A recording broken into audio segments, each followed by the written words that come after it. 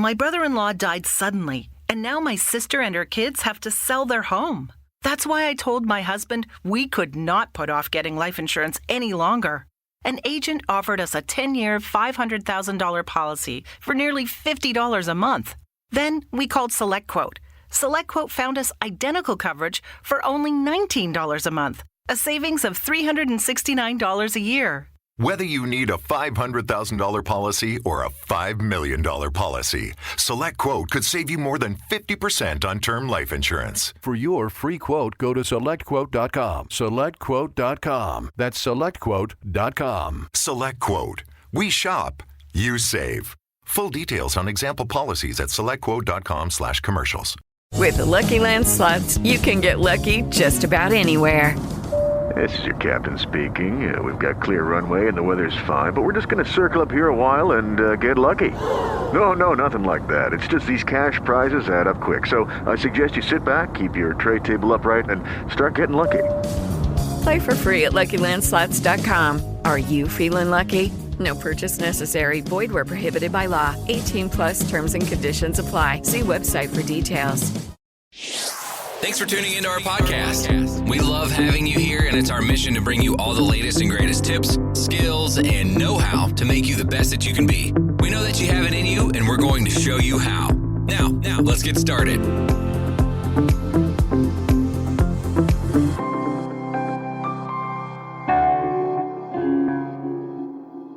Thank you for tuning in today. You are now listening to That Will Never Work Podcast with your host, Maurice Chisholm. Hello, everyone. Hello, everyone. Thank you very much for tuning in. Again, we are still in our resume phase. We have a lot going on. And this last one that we're going to review in our resume review or our resume series is something that I did not know existed, to be honest, or I didn't understand the meaning of it when I first heard it a few years ago. Sometimes this particular one is confused, or it can be interchangeable in some ways with the regular resume. But this one is a little different, and the format is a little different, and the focuses are a little different. When I think about it, sometimes it kind of gives me functional resume vibes. I understand that it is not, right? So let's not confuse that either. But because it's more focused on certain skills, or whether they're hard or soft skills, whatever it is, there's more focus on other things than your professional experiences. And this type of resume, if you will, or document, is called curriculum vitae, or Vitae. I ask for your apologies. I apologize to you. I ask for your forgiveness for saying it incorrectly, if I have. But one of the things that I would like to say about this particular document is that, again, it focuses on some other things that your regular resume does not. One of the things that when we want to take a look at our basic resume, that is normally about a 1-page document, maybe going to 2, because again, scannability, people glancing at it in a very, very short amount of time.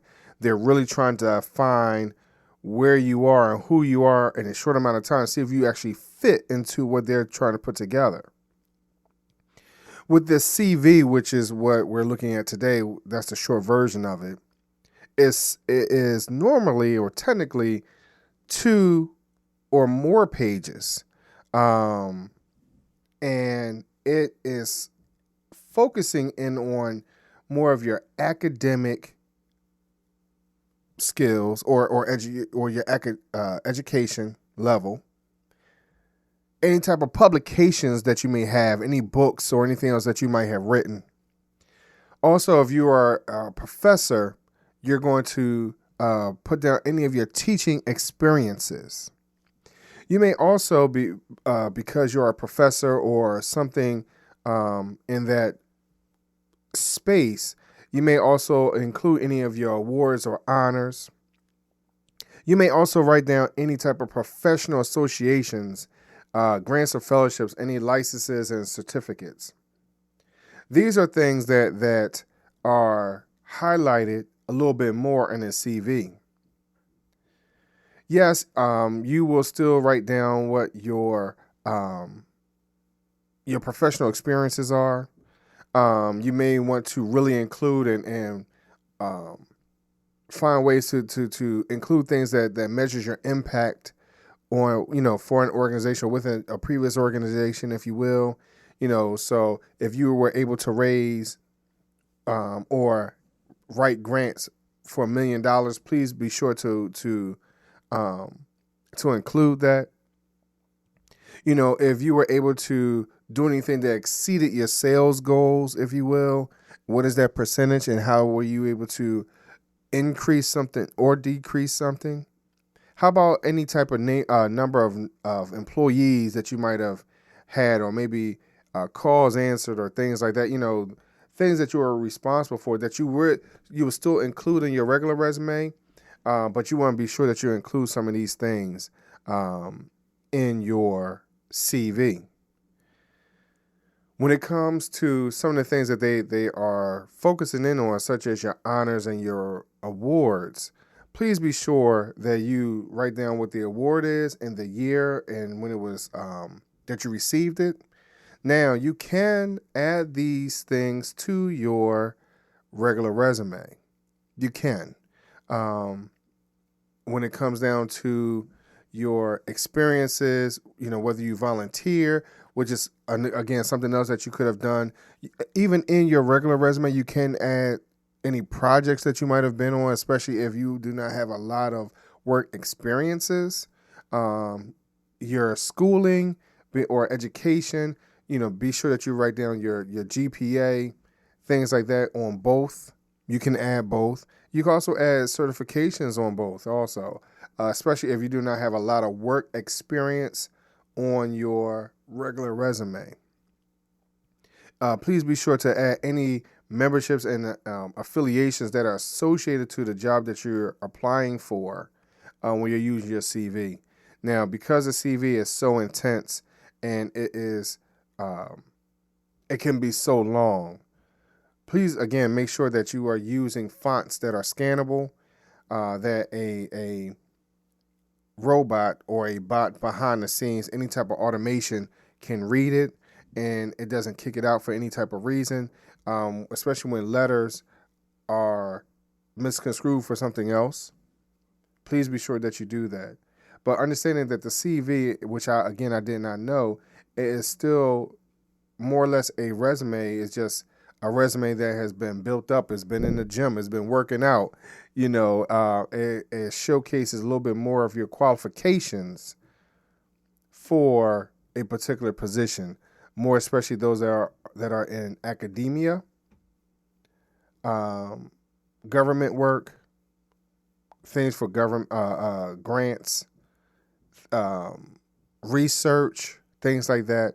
Things that you really need to expound upon, that really needs to know where you've been, what you have done, and how you will add value to this particular line of work for either, and also it can be used for especially if you understand grants, you understand that you have to have a resume to submit for grants anyway.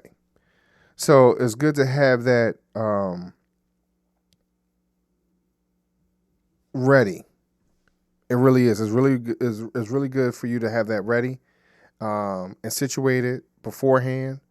So let's understand that this whole process of us talking about resumes and getting ourselves ready for whatever the future is, and being proactive instead of reactive. Because a lot of times in a reaction state, we do not have everything that we might have done. So for an example, if you have a license for something and you totally forgot about it, does that make or break your situation? How about a certification? When you've gone to a workshop or a webinar or continual education classes or sessions or seminars, whatever it is for you, do you have it written down somewhere? Do you have that piece of paper near you that you can remember that you have these type of qualifications? A lot of times, some people don't have that readily available. So we've gone through this resume process so we can be on top of who we are, what we have accomplished, and not to downplay it and or miss anything that's going to assist in us missing an opportunity. So let's be sure that we are on top of this work. Let's be sure that we are on top of our experiences and how they enlighten and help someone else. But most importantly, as we are looking at these resumes, you get to look at these resumes and say, wow, I have accomplished a lot in my life that sometimes we don't understand. We don't know because we don't put it down. We don't take the time to review it. So I encourage each and every one of you to do that today. Sit down, write out your resume, figure out if this is what you've accomplished and how you're going to move forward in your career. Thank you very much for listening today.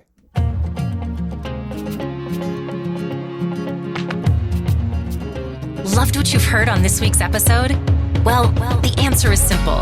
It would mean the world to us if you could head over to iTunes and leave us a 5-star review and feedback. Spreading the word really is the best way to grow our podcast and achieve even greater things. Thank you. My brother-in-law died suddenly, and now my sister and her kids have to sell their home. That's why I told my husband we could not put off getting life insurance any longer. An agent offered us a 10-year, $500,000 policy for nearly $50 a month. Then we called SelectQuote. SelectQuote found us identical coverage for only $19 a month, a savings of $369 a year. Whether you need a $500,000 policy or a $5 million policy, SelectQuote could save you more than 50% on term life insurance. For your free quote, go to SelectQuote.com. SelectQuote.com. That's SelectQuote.com. SelectQuote. We shop. You save. Full details on example policies at SelectQuote.com/commercials.